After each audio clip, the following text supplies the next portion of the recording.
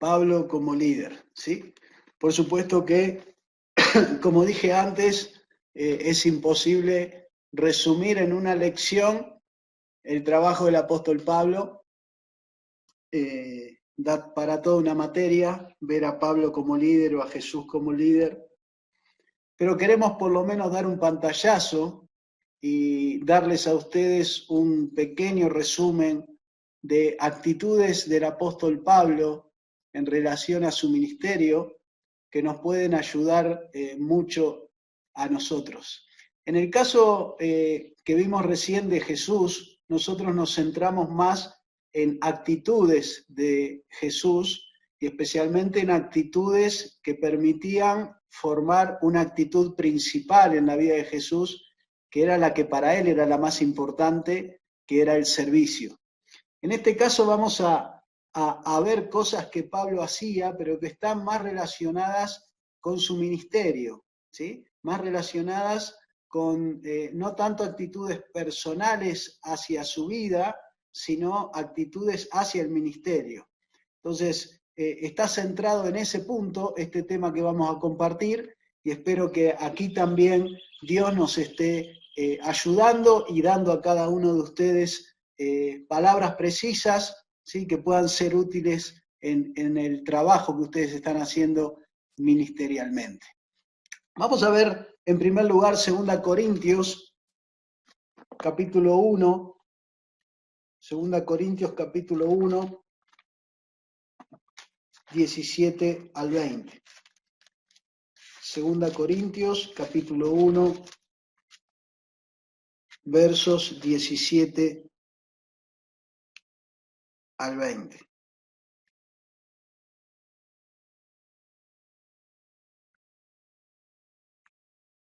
Segunda Corintios 1, 17 al 20.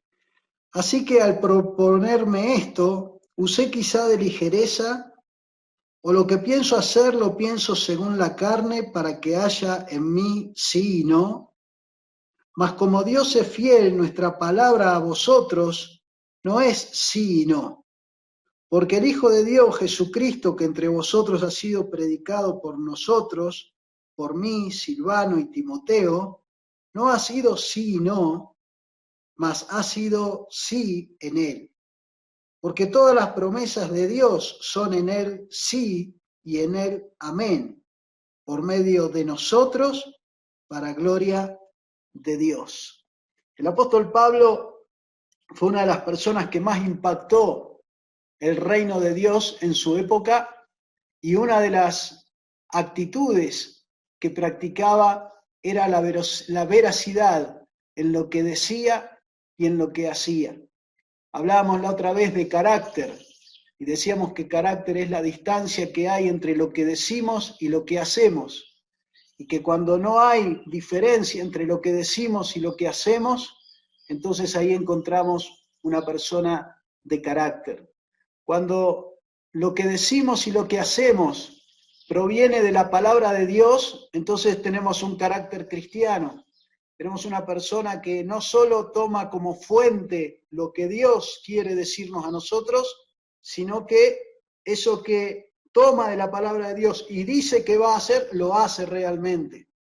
Y esto es una persona con convicciones. Esto es una persona que ha entendido que cada cosa que Dios pone en su corazón para hacer proviene de Dios. Por eso la busca en oración, por eso la busca en consejo, por eso la busca tomando en cuenta el cuerpo de Cristo, por eso toma las cosas que vienen de Dios mirando en perspectiva de reino, no en perspectiva de mi vida, no en perspectiva de mi ministerio, ni siquiera en perspectiva de mi país, en perspectiva de reino. Esto que Dios está trayendo para aquí, cómo Dios lo va a usar para bendecir desde aquí hasta el fin del mundo.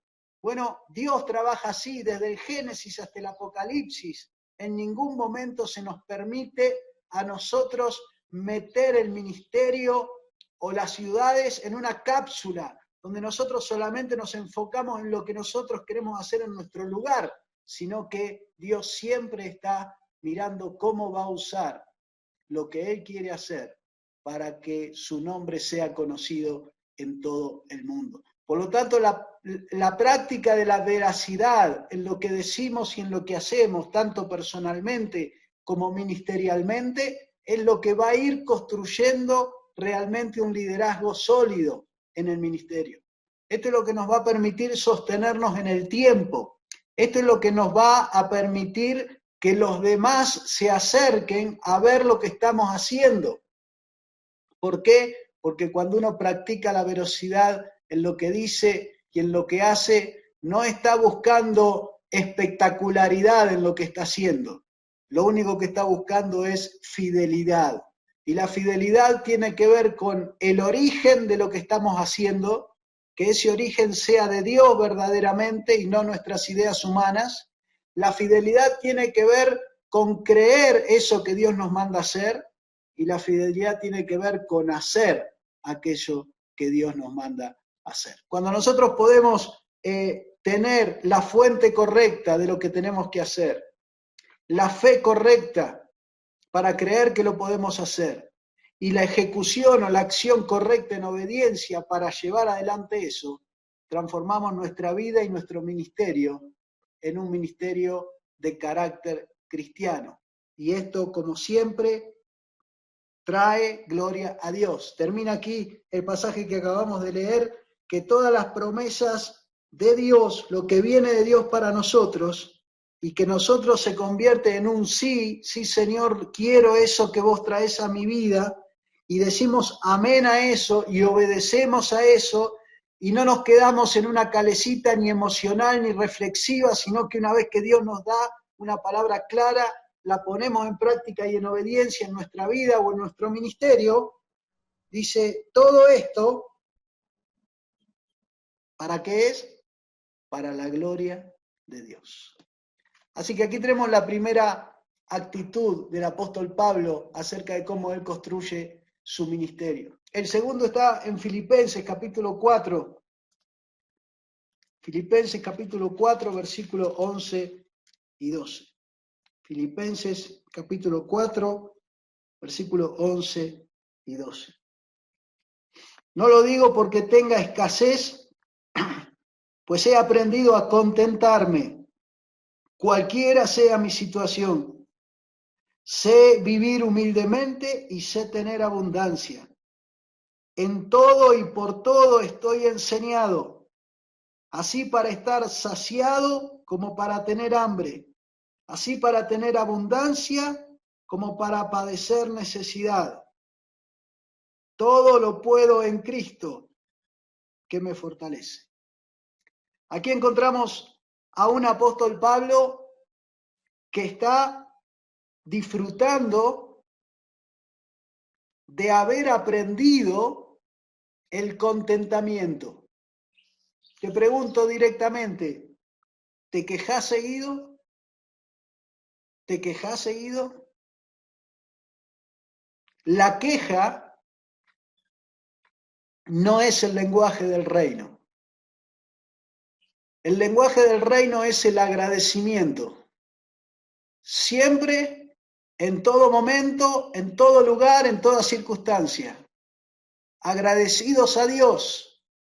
Si nuestros ojos se abren, agradecidos porque tenemos vida. Si un día ya no se abren, agradecidos porque estamos con Él.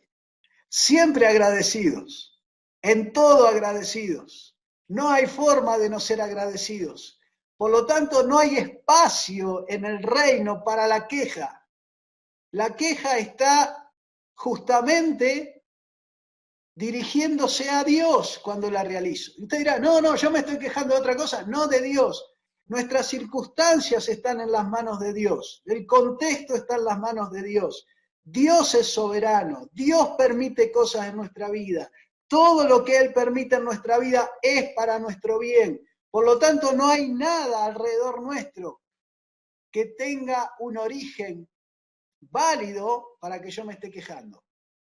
Por eso Pablo dice claramente, he aprendido a contentarme. Contentarse requiere de un aprendizaje.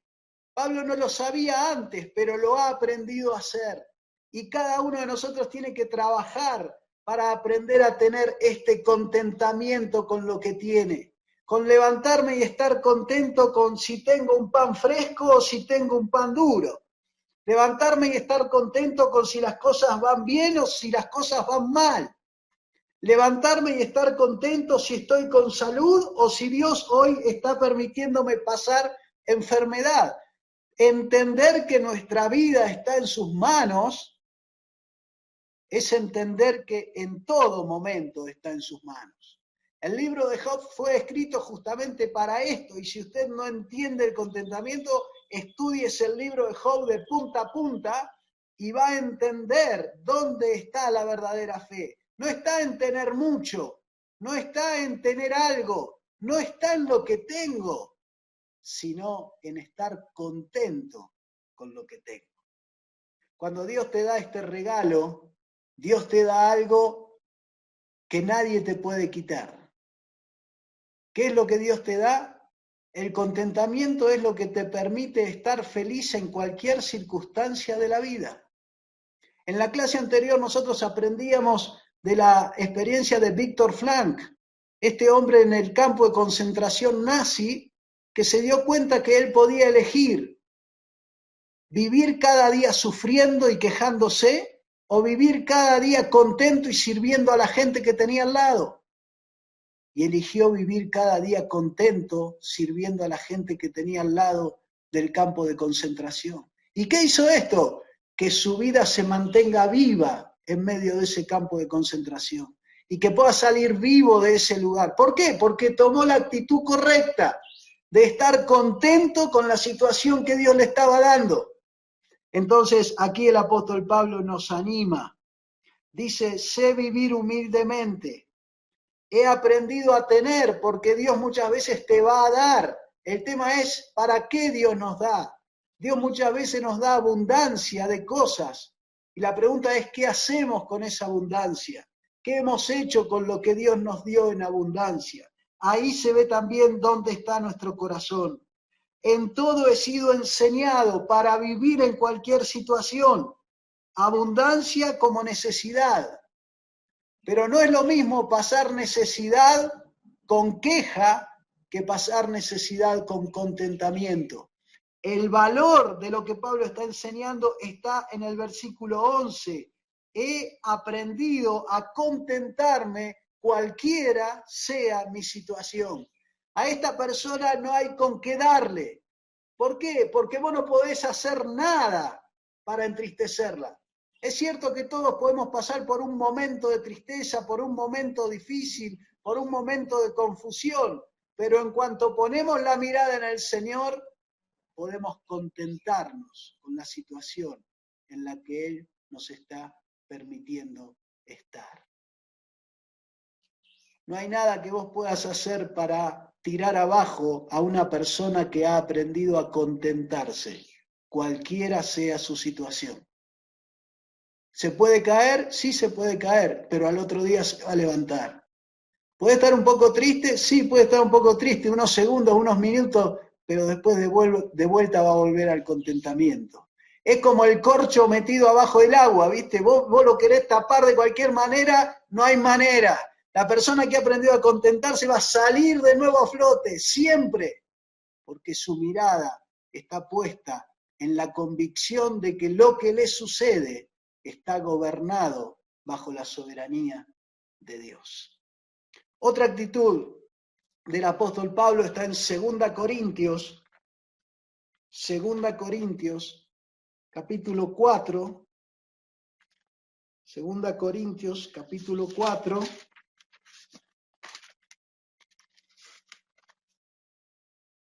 verso 1 y 16.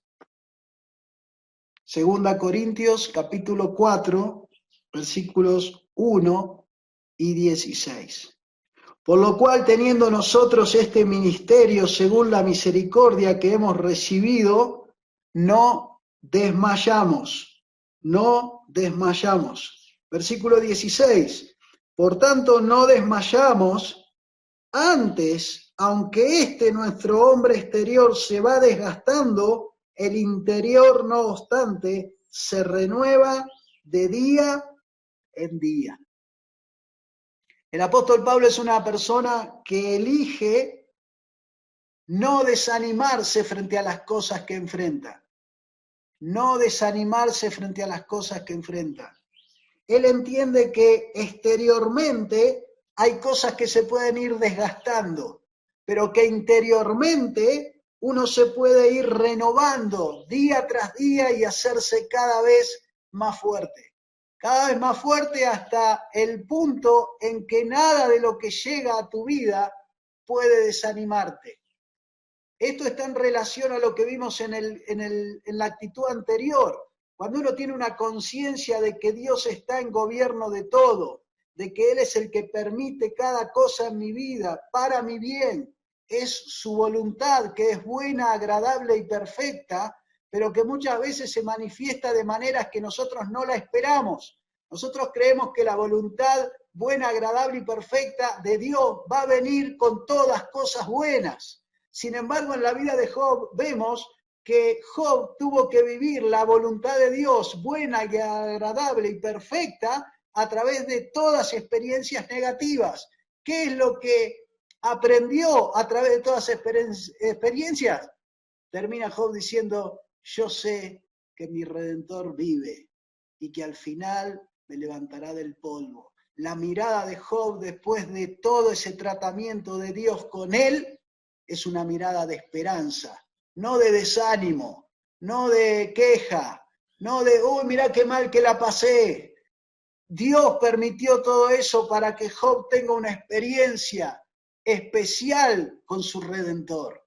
Por lo tanto, cuando nosotros unimos este concepto con el concepto de que día a día nos vamos renovando interiormente, y aunque lo viejo van pasando los años y cada vez parece que está más desgastado, interiormente cada vez estamos más impecables, cada vez mejor, cada vez más completos, cada vez con más ánimo.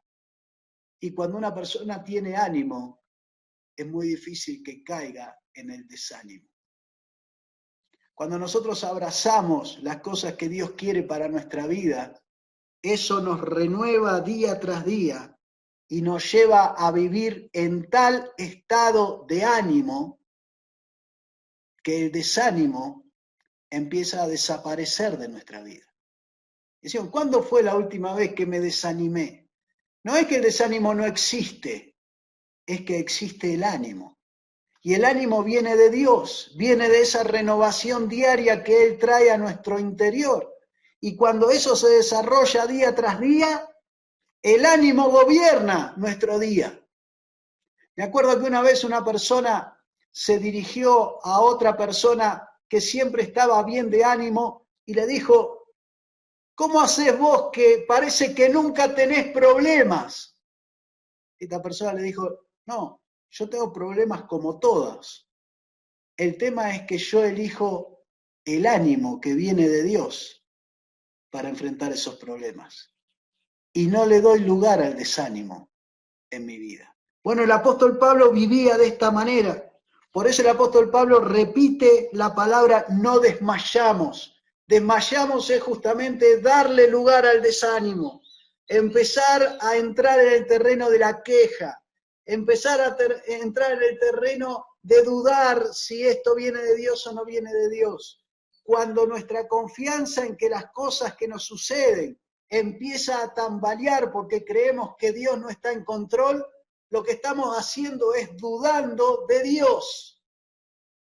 Por lo tanto, una vida de confianza en el Señor es una vida que se va a renovar cada día, que cada vez va a vivir más días en ánimo que en desánimo.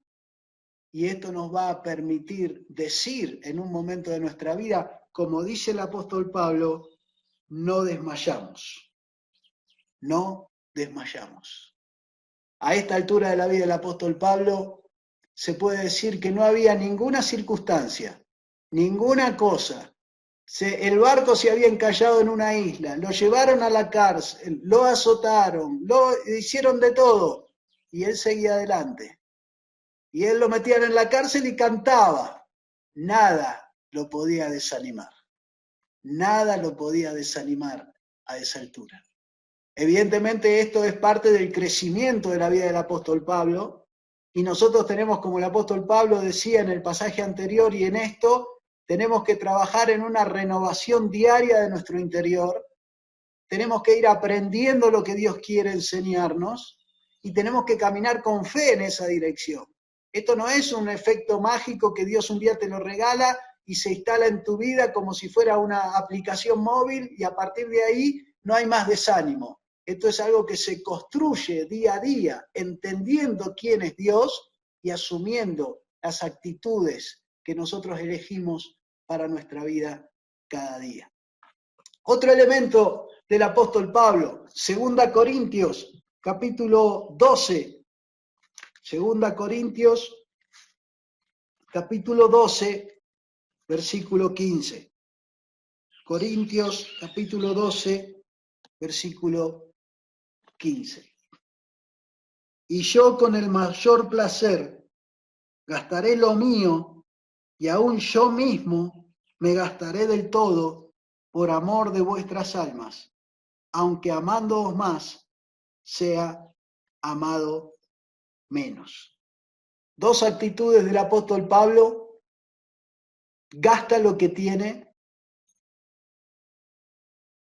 se gasta a sí mismo. ¿Por qué?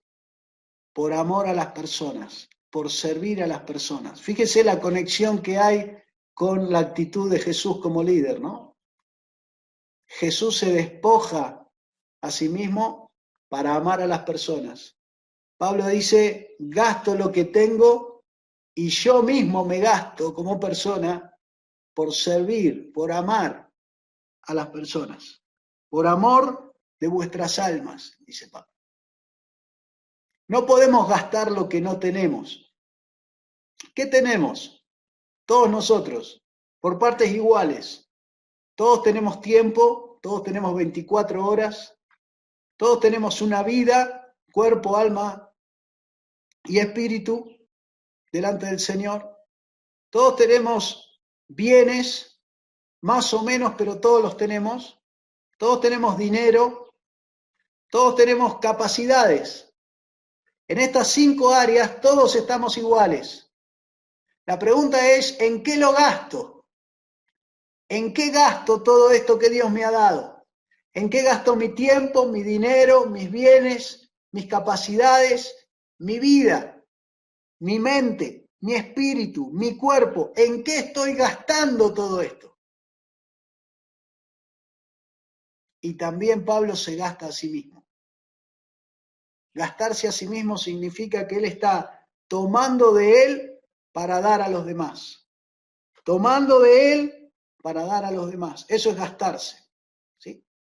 ¿Cuándo uno gasta? Cuando tiene algo. Tengo 100 pesos, agarro 50 y los paso para acá. Gasto 50 en esto.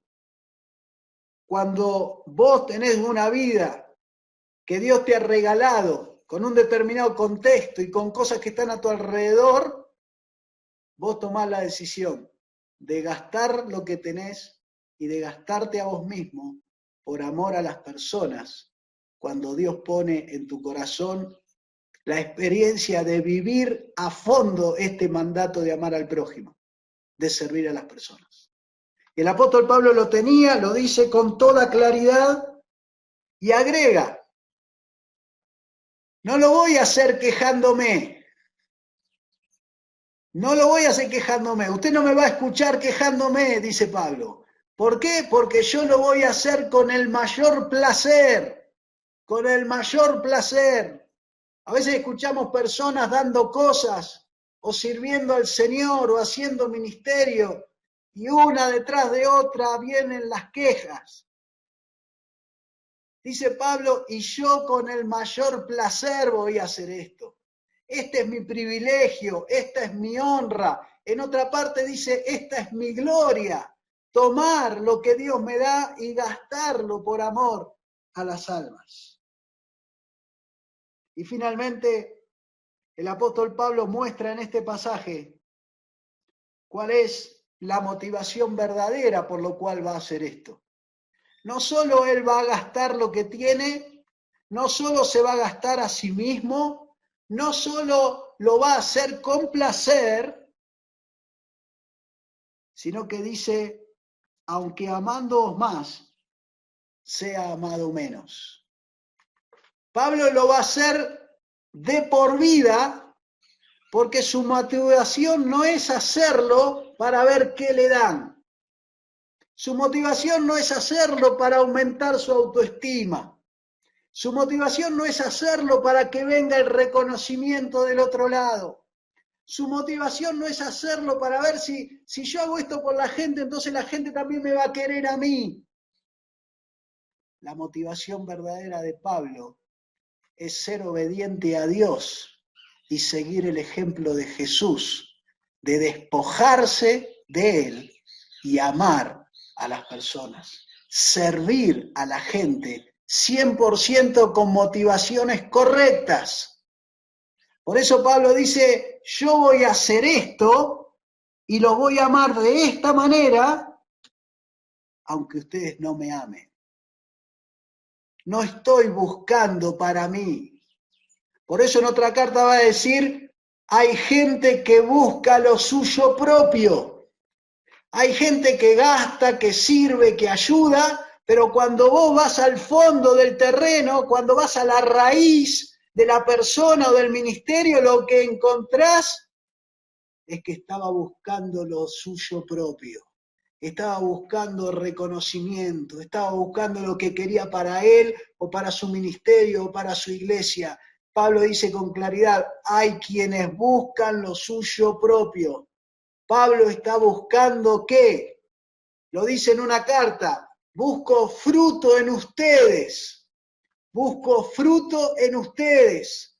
Busco que este servicio, este ejemplo, estas actitudes, estas decisiones que tomo de gastar lo que tengo y de gastarme a mí mismo, den un fruto en la vida de ustedes.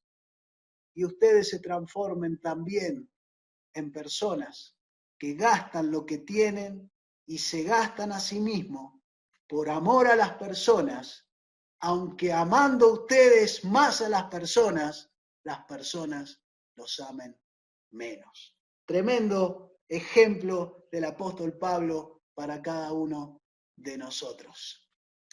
Otro ejemplo del trabajo del apóstol Pablo está en 2 Timoteo, carta a uno de sus discípulos amados. 2 Timoteo, capítulo 4, versículos 10 al 13. 2 Timoteo, capítulo 4, 10 al 13.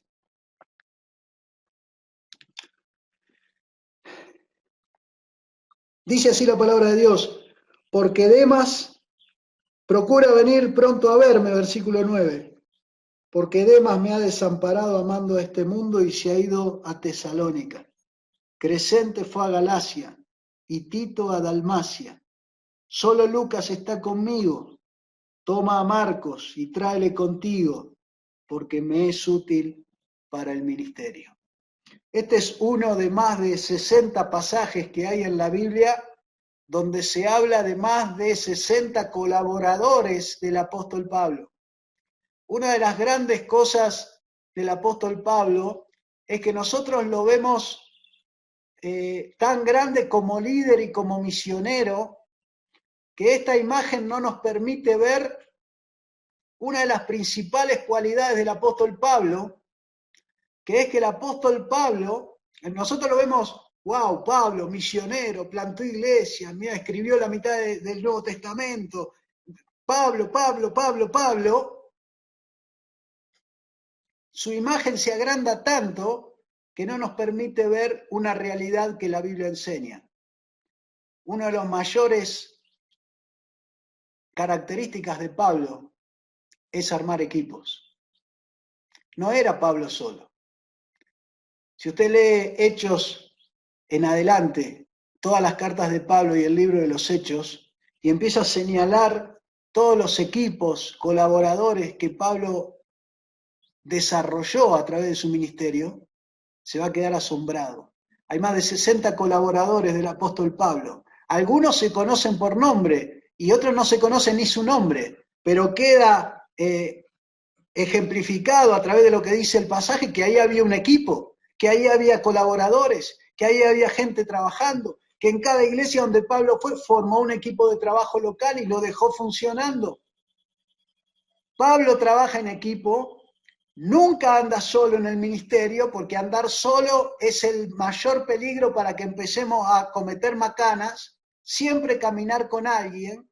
Procura pronto a verme, le dice Pablo. Si es el apóstol Pablo, hace un ratito dijo, todo lo puedo en Cristo. Parece que no necesita a nadie. Sin embargo, en la experiencia vemos a Pablo siempre caminando con alguien, con Bernabé, con Timoteo, con Silas, con Epafrodito, siempre con alguien al lado, siempre trabajando en equipo, siempre cuidándose para que el ministerio se haga en consenso y en idea de cuerpo, no en idea de llaneros solitarios, que después terminan cometiendo errores y macanas en el ministerio. Es muy difícil que vos cometas un error, tanto personal como ministerial, si vos estás trabajando en equipo con otros y escuchando a otros y respetando y valorando a los otros a tu mismo nivel, siempre. No importa el puesto donde te estén colocando, siempre trabaja en equipo, siempre rodeate de 2 o 3 personas que caminen con vos y que te ayuden a tomar las decisiones. Esta es la manera bíblica en que Pablo ejercía su ministerio.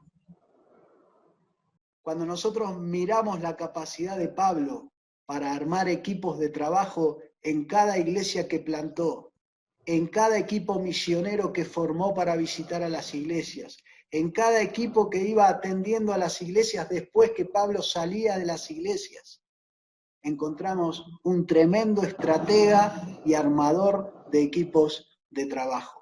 Cuando nosotros queremos trabajar en el ministerio, tenemos que apuntar a esto. Nos va a llevar tiempo, no va a ser fácil, nos va a parecer que siempre es más fácil trabajar solo porque vamos más rápido, pero si usted quiere llegar lejos realmente, si usted quiere llegar lejos, empiece a trabajar en equipo. El ejemplo que el apóstol Pablo nos deja, ¿sí?, es de trabajar en equipo, siempre, en todo momento, del principio al final. Y esta es la mejor manera de llevar adelante el ministerio.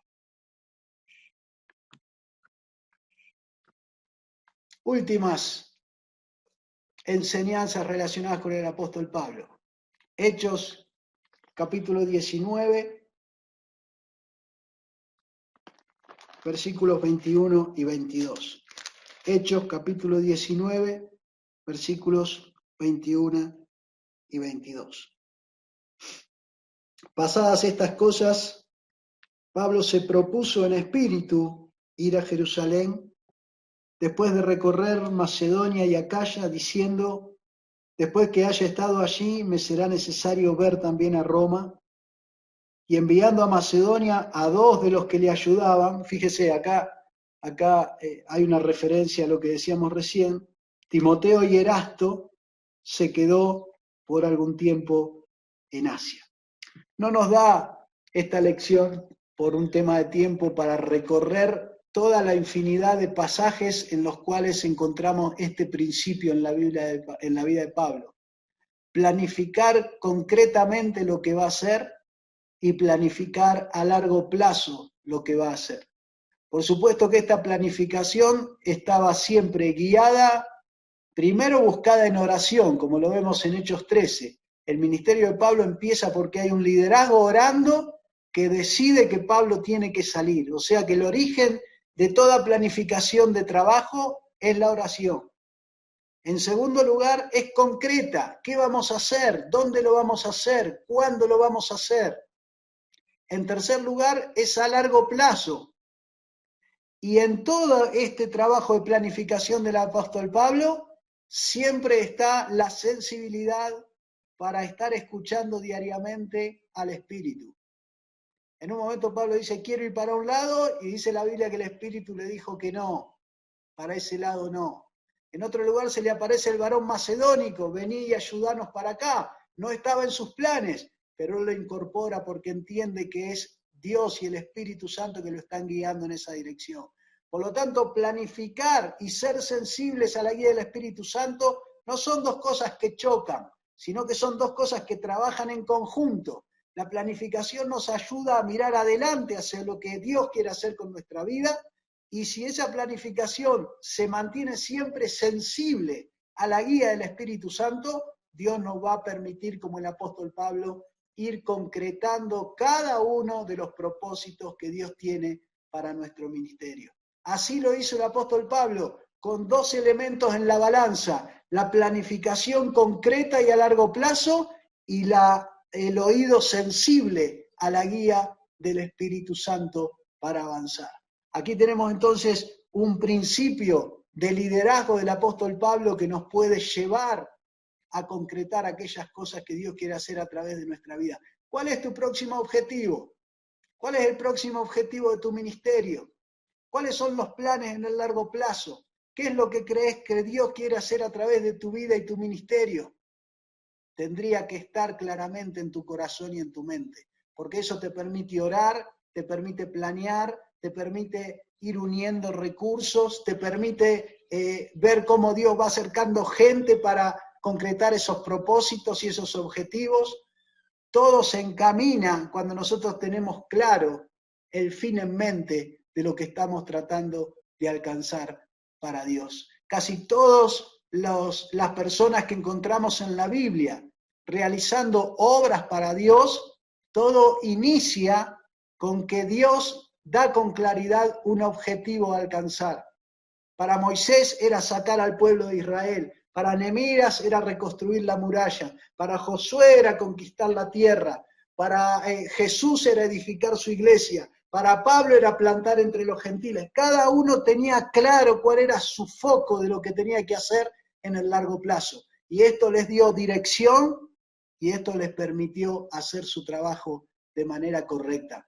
¿Qué lograron con esa planificación y esa escucha atenta al Espíritu Santo?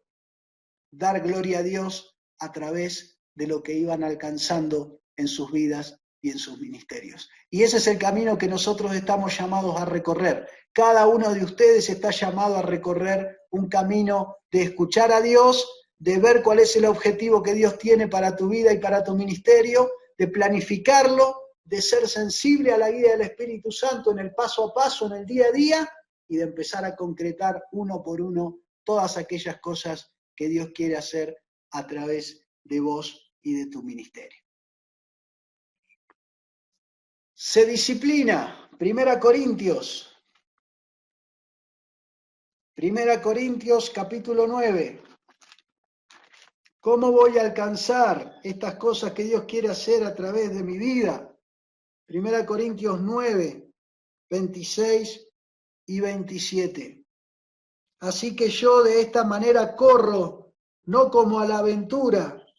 De esta manera peleo, no como quien golpea el aire, sino que golpeo mi cuerpo y lo pongo en servidumbre, no sea que habiendo siendo heraldos de otros, yo mismo venga a ser eliminado. Claramente el apóstol Pablo disciplina su vida para alcanzar esos objetivos que Dios quiere realizar a través de él. Él no dice, no, simplemente estoy orando acá, que Dios lo haga. Él se disciplina, él toma la decisión de disciplinar su cuerpo, de correr de una manera donde toda su vida esté gobernada por lo que Dios quiere hacer. Él se da cuenta de que él tiene que tomar decisiones. Lo pongo en servidumbre. No dice Dios lo pone en servidumbre, yo lo pongo en servidumbre. Dios me ha dado mi cuerpo, mi mente, mi espíritu, y me ha dado el libre albedrío de decidir lo que hago con esta vida. Por lo tanto, lo busco a Él, Él me habla, me dice lo que tengo que hacer, y ahora viene mi decisión de disciplinar esta vida mía para que realmente pueda hacer aquello que Dios quiere hacer.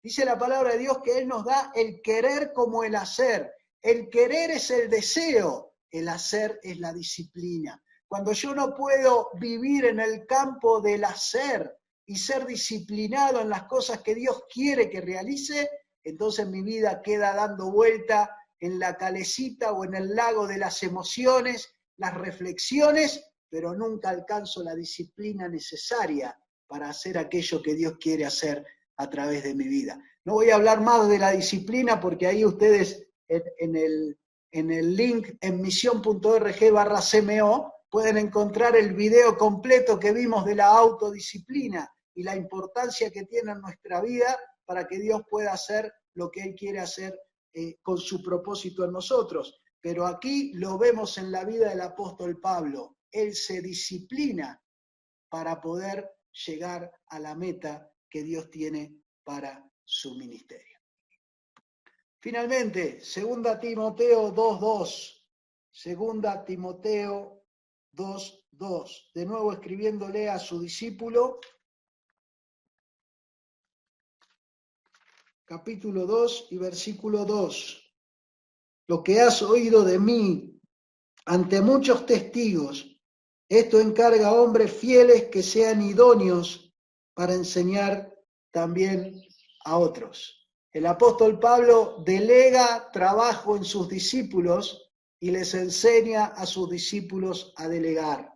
Delega trabajo en sus discípulos y les enseña a sus discípulos a delegar. Nosotros sabemos, a veces tardamos un montón de tiempo en delegar trabajo a nuestros discípulos y ellos van a tardar mucho tiempo con sus discípulos. Cuando aprendemos a delegar responsabilidad y trabajo en nuestros discípulos, metas claras, prácticas de la vida cristiana que ellos tienen que alcanzar, servicios que pueden realizar, cuanto más rápido deleguemos nosotros, más rápido van a aprender a delegar ellos. Entonces la cadena de gente que se involucra en el ministerio va mucho más rápido.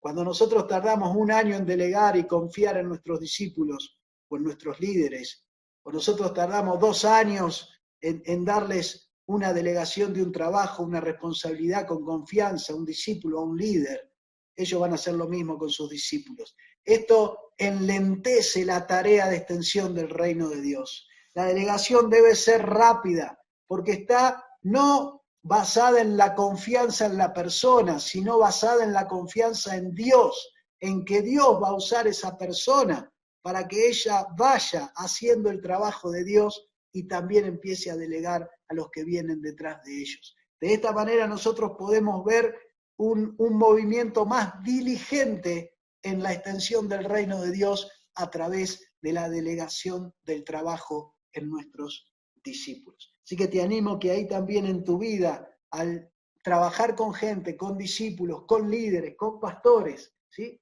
Rápidamente vos te animes, confiando en el Señor, en delegar tareas de la manera adecuada, responsabilidades, porque esto es lo que arma equipos de trabajo. Y los equipos de trabajo son los que extienden el reino. Y cuando el reino se extiende, nosotros entonces cumplimos con la tarea. Termina el apóstol Pablo con este pasaje de 2 Timoteo 4:7. He peleado la buena batalla, he terminado la carrera, he guardado la fe. He peleado habla de una actitud que Pablo ha asumido en su vida.